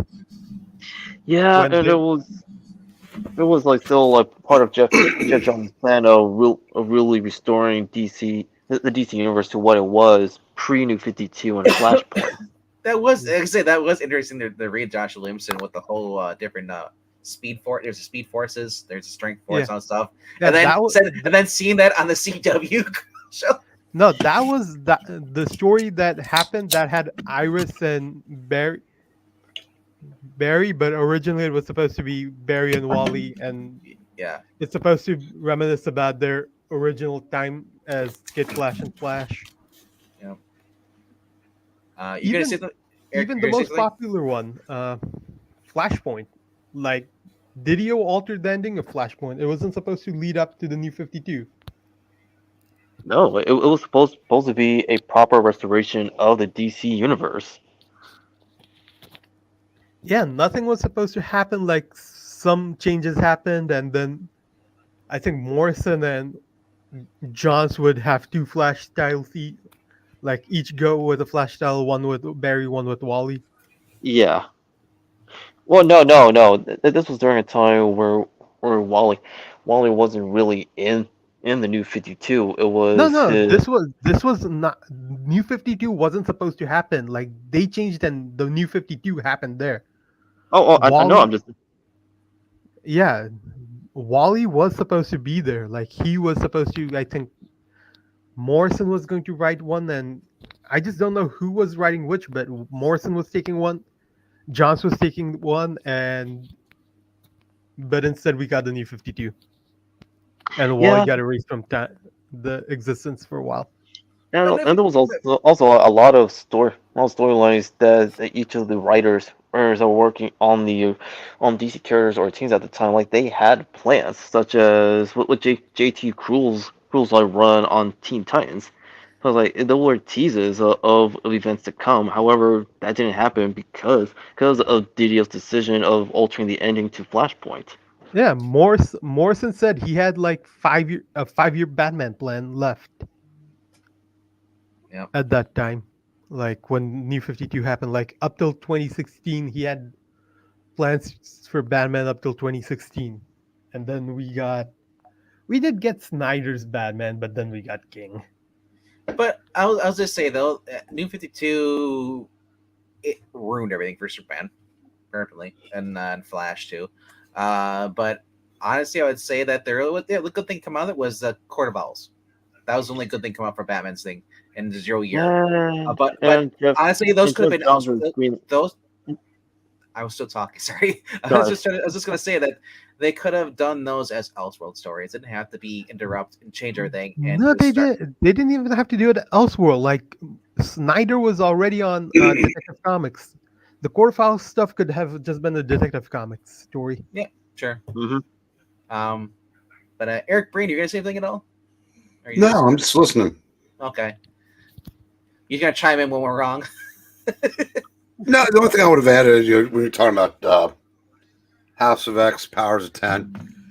I'm just wondering if the reason why it was so well thought of was by that time the bar was so low that anything competent was going to seem like a revelation. Possibly. Yeah, I know that Doc, said it was good, and he's read more X-Men than everybody else put together, but I don't know. I mean, I read all the Claremont stuff, and I admit I did not read House of X, Powers of 10, but I listened to so many people describe it in such great detail. I thought as close as I got was that miniseries with the Fantastic Four. Yeah. And they just seemed like a big bunch of pieces of shit. Which was the intent of like Jonathan Hickman was to show people, was to show the readers and to the inhabitants of the Marvel universe that something is not right with the X-Men. And like his plan, he was he was going to restore them to like who they are, what it's supposed to be. I'm gonna tell you right now. And Ash is saying that he is a snob. I'm gonna tell you guys right now. If you guys besmirch the X-Men, this guy has been known to jump on to defend it. So be careful. Hide the link. Hide the link. No, I mean I don't know. I didn't read all Hox Pox, but I don't know where the idea came back. Where basically we could just make X-Men disposable and or basically them come back after they die with death meaningless. Maybe that was after the Hox Pox series. That's when. No, that was during Hoxbox. Was that? That alone irritated the heck out of me. Yeah, but we watched Wolverine ride a Sentinel head into the sun, and then he should have died. Now they're saying like, oh, that one's gone. Now we have a new person. Is this basically, it was as cheap as Xavier putting his mind into another body? Yeah, like, but that has over and over and over and over and over. That had already become redundant in the superhero universe by that time. They even made fun of it in Robot Chicken. Like, we go to the funerals, he'll be back by Tuesday. No. But I mean, like, it's just I don't care for that. I mean, I saw Xavier did it, because after the Brute Saga, he put his mind in there and then he complicated it. It was great. It was a short little story. You can imagine if every year Xavier puts his mind into another body. It gets pointless. And that's became the joke of the X-Men. Is like, why do I even care if they die? Oh my gosh, they all murdered in this last couple of issues. They're all killed. What? Okay, like that's I call that a Tuesday. It is pretty much became boring. It wasn't compelling anymore, and that's how they ruined the X-Men. But like I said, go back if I'm going to read X-Men. Yeah, I would say the first I'll go from the very beginning, read all the way through, go all the way up to go through the 90s, and you can stop. Yeah, I would say read 1 through 55 or 65, and then start with John Size X-Men 1, and keep reading until Claremont leaves, or skip 1 through 55 or 65 and just start with Giant Size X-Men 1. No, Ash, I'm trying not to confuse over there. I'm just saying that I don't like the fact that you can have characters have the means to be revived instantly and then next issue. That is kind of weird. Like if you're gonna die, okay, it's really like a really good death. Stay dead for a while, like they did with Barry and Hal. Or with Superman, stay dead for a year. Yeah. Now the funny thing is that I don't think Alfred's come back. I really don't think they're bringing him back in the main universe unless they relaunch it and do another rebirth. I don't think he's coming back at all, which kind of sucks because Alfred was a main component of the Batman stories. You're like, well, he's just a butler. He was more than that. But now Batman's basically got 30 wards that can just run the Batcave without him. But that's another story. But as far as other good books, Evil Black Cat, or any other good DC or independent or Marvel books that came out this year that you enjoyed that we didn't talk about? I talked about Blood Tree. I talked about, what was that other one? Junkyard Joe. Junkyard Joe. There was another one that I can't quite remember. Who wrote it? Yeah, like I'm blanking. It was a limited series. No. It wasn't this year. It was another. Uh, it was another indie series, but it came out long ago. But I read it because it was recommended to me by Skip, so I actually did read that. Oh, Murder Falcon was the one we read this year too for the first time. We went over with Skip, or at least Skip was going to join us, but then he fell ill. Yeah. That came out last year or the year before. Great series. The one I was thinking of is the Many Deaths of Layla Starr. That was yeah. like, the Ram V. Like I just remember Skip and Yumi, Skip, Ash were on his Discord talking, and like he recommended it at that point. So that's the book I was thinking of. You gotta say though, I don't think Skip recommended a book that was bad. So I personally can't attest to him or saying you should check this book out and be like, yeah, thanks, Skip. This book sucked. So, but there had to be some good Brubaker books come out this year, Breen. Well, yeah, there was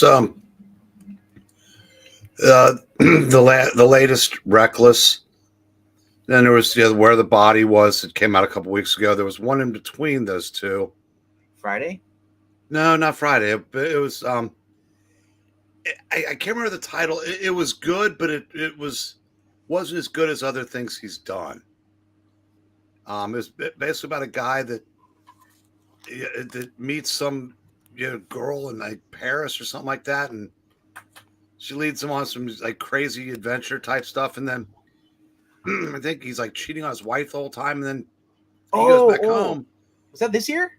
Yeah, I think it was. And there was is that the one where she's cheating on with an FBI agent and the guy has to stop a bomb? Or is that I'd have to read it again, but I just remember it wasn't to me it wasn't as good as Criminal or Reckless or Pulp. And Where the Body Was, I don't think was either, but I do remember liking it a little better. To me, it was kind of like slice of life Brubaker style, which means is a hell of a lot better than SJW's trying to do slice of life shit. But yeah, I mean, like I said, it's always good week when you get something new from Brubaker. Oh, definitely. Yeah, you're not wrong. Trying to find. There was another book that came out. It was a graphic novel came out. You and I both enjoyed. It was a little Russian agent thing. Oh. Well, it was a miniseries. It was a little. We sure. It was collected in trade form. I got it in trade format. Well, yeah, it goes Red Zone. Red Zone, yes. Wow, talk about a series or a little like 6-issue miniseries, whatever. 4. 4. Yeah. Well, regardless, 4 issues. That was awesome. I've yet to finish Red Zone. Definitely check it out, or if you haven't done it and to finish it, dude, it's fun. Wasn't it Colin Bunn? That was Colin Bunn. Yeah, which I was surprised at how much I liked it. Yes. What was the other one that came out this year? I'm going through my I leave Comic Geek, so we basically get out books. There's a little section because my comics you look at stuff. What was it there?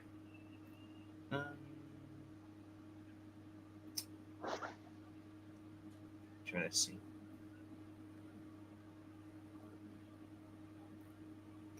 The Madness. I started reading that. I've been liking that so far. Lunar Lodge. This came out through Dark Horse. Only one issue. It only is like one issue. I think it's pretty good. It's a werewolf story. But a guy who thinks his wife's cheating on him.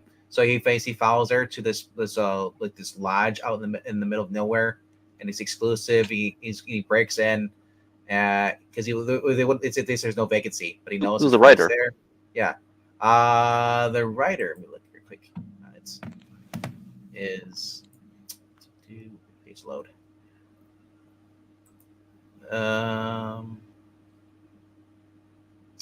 The writer is Tyler Marcera. Or Marseca. And then Mariko Kolek. Yeah. So basically, he comes in, he sees her in a room, and she's shackled, and and that's kind of ends the first issue. But it started out pretty good. And All right. so let's see here. And there's a lot of books I discovered. Nightwalkers was another one by Cullen Bunn, a vampire story. Really good, fun story. Nocterra was still going through this year as well. Wrapped up this year.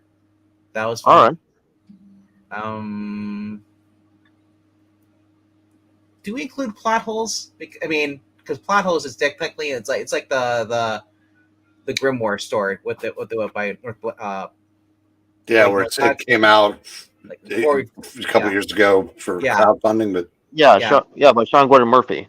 Technically, I wouldn't count those because they already came out before. But because the thing Scott Snyder did about the Aviator, that was another one that would have been crowdfunded. I really liked. Barnstorm. I really liked that, but that technically wasn't 2023 either. Yeah. Trying to see. There's books that came out this year. Saw Shazam by Mark Waid. That's been ongoing. That's been fun. The Scorch. That's another one that's been ongoing. It started last year, but it's been going through it. It's getting better and better for me. Basically, it's like a Spawn Avengers. Then we got here. I mean, there's been some Vampirellas here and there, but the one that stood out for me that actually came out this year for a book that had really been fun through Dynamite has been the new Red Sonja book. That is by Torunn Grunbeck. She's the one that took over for Case on Thor. Didn't do so well. It wasn't her kind of style. But on Red Sonja is being written like she used to be when she first came over to Dynamite. Back in the 2005 series, before Gail Simone decided to basically say, you know what, I'm going to just ruin it for everyone. So Walter Giovanni is also doing the art on it too. He came back. He was originally from the 2005 series. And it's just been fun. It's Red Sonja basically just being Red Sonja. In a sense, there's no her going around, oh yeah, I'm drunk and drinking all the time, wanting to go visit a brothel and just none of that crap. It was refreshing to see a Red Sonja book in 2023 that actually was Red Sonja and not just where she's been written on a character for so long. Dan Ammett, I love him, but it's too much comedy with Red Sonja and Vampirella. Because we have Vampirella versus the Superpowers. There was that one, and then there was Vampirella. What was the last one she was in? Was it Superpowers? It is Vampirella versus Superpowers. The one where she's in the 40s. And that's kind of like, I do like Dead Flowers. I'm liking that. Oh yeah, Frank Frazzetta's niece. Granddaughter, I believe. Granddaughter. No, granddaughter. Yeah. Dead Flowers, and another good independent series is Fire and Ice by Bill Willingham. And also Ash, Where the Body Out is out. It came out 2 weeks ago, so it's already on there. And there's a big stack. It's like what, $16? Yeah, Parker Girls, Undead Twins. I like that, but I didn't love it because it seems like all Terry Moore does now is write girls rule, boys drool. He just does it better than most. Jennifer Blood, that has been ruined by Dynamite, and not only just Dynamite, by Fred Van Lente or Van Lente. It's basically decided to ignore the Garth Ennis and the Stephen Grant series that basically was about the mother, and they retcon it saying that the mother eventually dies. Now the daughter, who hated the mother, wanted nothing to do with her, is now basically being a legacy character for the mother. And this, not only that, the art sucks on it. It's just but I was so excited for that series. It came out this year. And I was like, and I read it. It's like, what the hell is this shit? You know who I feel sorry for a little bit? Joanne Starner, I think her name is. How embarrassing would it be to not even have the best book called Fire and Ice out in a particular week? Yeah, because they did come out in the same week once. Yeah, and the Fire and Ice based off the rotoscoping movie, or where it's I guess the movie. Art was good, story was bland. Now I guess there's going to continue with the new volume. So it didn't have Ma Kent drunk at a drag show, so the other one wins. I don't know, man. Yeah, I guess so. I'm trying to think. There was Firepower was really good this year too. We didn't talk about Firepower. That's still going strong. It's going. The last few issues have been kind of like rushed. It didn't really, it just feels like Kirkman's basically too busy with the Energon's universe. I was gonna say Saga, but Saga came back too. No one really cares, so I didn't care the first time. Deadly Class ended this year. Another good series like that all the way through. Black Tape is a Satanic Horror meets 70 metal scene. I never read it. Seen it on the shelf. I saw it, and then I went next book. Trying to think any other books that came out this year that I just kind of picked up and was really excited about. Man, I can't think of any. Breen, is there any books that came out, the Marvel, DC, or indie books that you really you were excited about for this year? Like I said, anything Brubaker did, that NFL Gang Massacre was phenomenal. I said Big Game was great. Nemesis was fun. I said I got a little annoyed because he just kept getting away with it, but he got the payback, and the Big Game series, which like I said, what made that so great was I haven't read half of those characters. It didn't matter.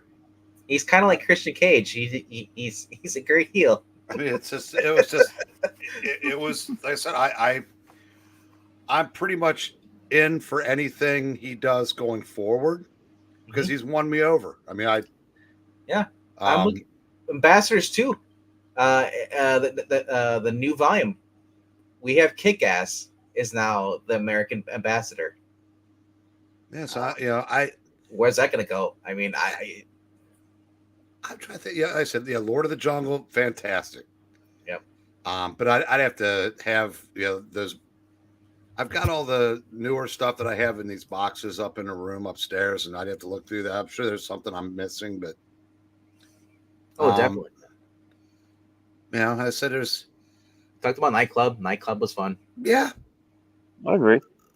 Now, if those who follow Miller in his, I forget what his YouTube channel called Miller World. I think that's what it is. No, it's Miller Time. Miller Time. Okay, he did that the last thing he talked about those three guys from the comic book shops. Did an interview with them. He had mentioned that he probably won't be doing the $2.99 anymore because the price of paper went up. So really, yeah. So right as he went to go printing, the price of paper went up. So he's like, it was a great experiment, great trial run, but he said he probably won't do that again. Well, it was $1.99. Or $1.99. Yeah, sorry. But he said it's the price of paper went up, so it's not going to be $1.99 anymore. Yeah, $2.99 be fine because I said McFarlane proved you can still do that. Yep. And McFarlane's not even doing the art on that. It's Stephen LaGoya and Sean. I think Sean Lewis is the one that's doing the writing. Yeah, Sean Lewis.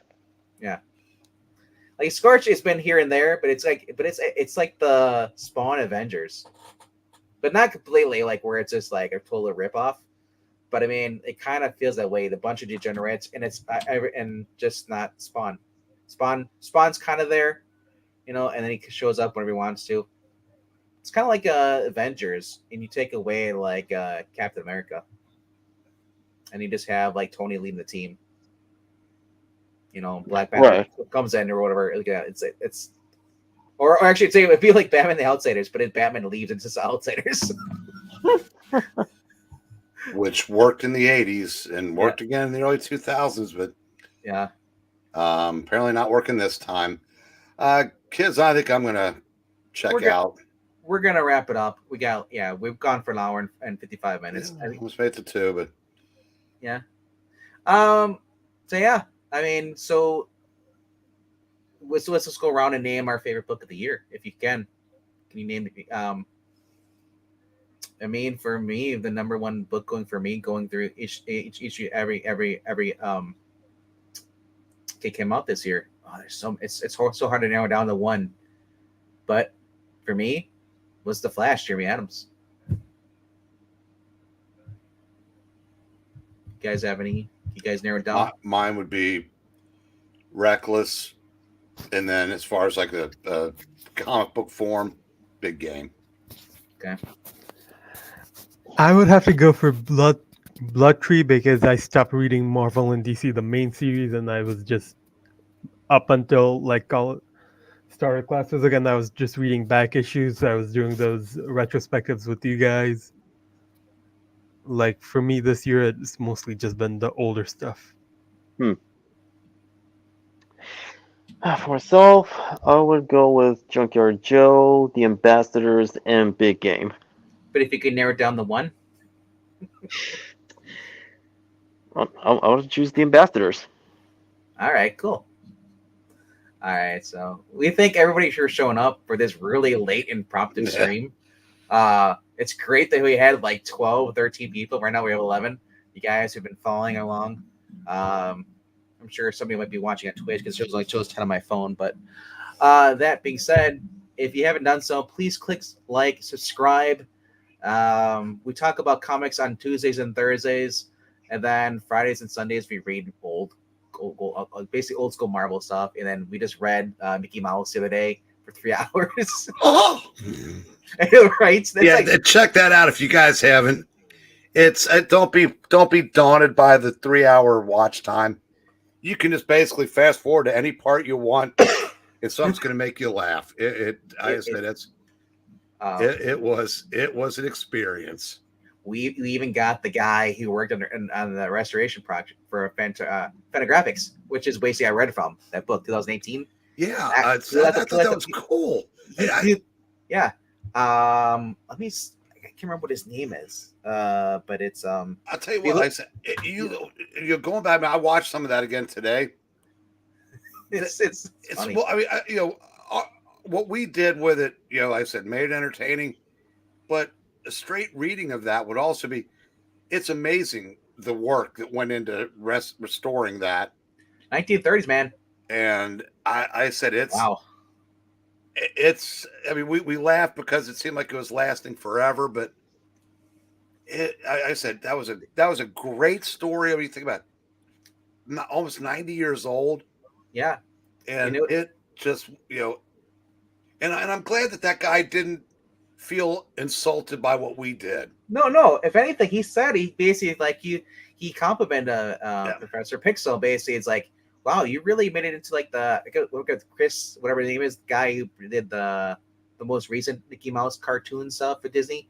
He's I didn't know what the name meant nothing to me, but yeah, I looked it up. Yeah, basically, he said like the whole Mickey Mouse like really like, I'm in danger. The whole thing, like he loved how he kind of captured the whole feeling stuff, and it's just great when you actually have someone who worked on something and sees something like us, a small nobodies. We're not if we do another one, we should invite him to do one of the roles.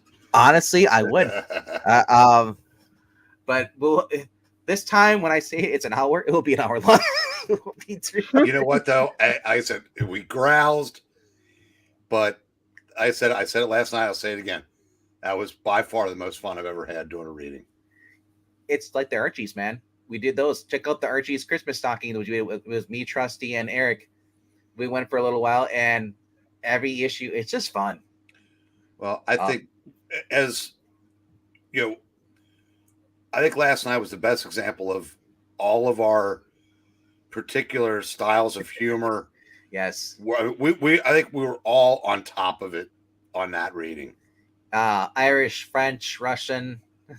Mickey Mouse. Just like I said, in Pixel, just keeping that voice going the whole time. Wow, and then Minnie Mouse too. It's just the whole hijinks. Ronnie's good sport. It was a really fun time. So, but was there any cocaine addicts? No. If you want to check that out, check out the Flintstones Christmas Party special where Evil Black Cat joined us for a reading for his very first reading and was high as a kite reading as Santa Claus. He was snorting cocaine in between lines. Wait a second, lines between lines? Yes. Impressive. It was a white Christmas. It's like a double stuffed Oreo. Okay, that's fair. Right. But yeah, a lot of cool stuff. The second layer of white is cocaine. Say goodnight, Frank. Good night, Frank. Good night, Frank. Good night, guys. See you all later. Good night, kids. Later, folks.